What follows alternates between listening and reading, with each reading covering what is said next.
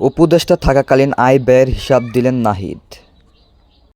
অন্তর্বর্তী সরকারের দায়িত্ব থাকাকালীন ব্যক্তিগত আয় ব্যয়ের হিসাব দিয়েছেন তথ্য ও সম্প্রচার এবং ডাক ও টেলিযোগাযোগ মন্ত্রণালয়ের সদস্য সাবেক উপদেষ্টা নাহিদ ইসলাম। বুধবার ২৬শে ফেব্রুয়ারি রাতে নিজের ভেরিফাইড ফেসবুক আইডিতে থেকে দেওয়া এক পোস্টে তিনি এই হিসাব দেন।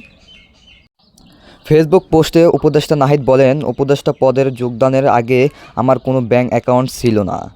২১শে আগস্ট উপদেষ্টার পদের দায়িত্ব পালনের জন্য সম্মাননা গ্রহণের লক্ষ্যে সরকারিভাবে সোনালী ব্যাংকে একটি ব্যাংক অ্যাকাউন্ট খুলি। ওই অ্যাকাউন্টে ২১শে আগস্ট ২০২৪ থেকে ২৬শে ফেব্রুয়ারি ২০২৫ পর্যন্ত লেনদেনের হিসাব জনগণের কাছে উপস্থাপনা করছি।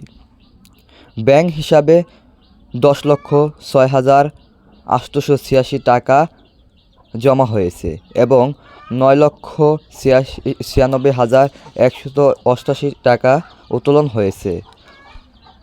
আমরা একান্ত সচিবের পিএস ইসলামিক ব্যাংক বাংলাদেশ এর হিসাবে ৩৬,০২৮,০০০ টাকা রয়েছে।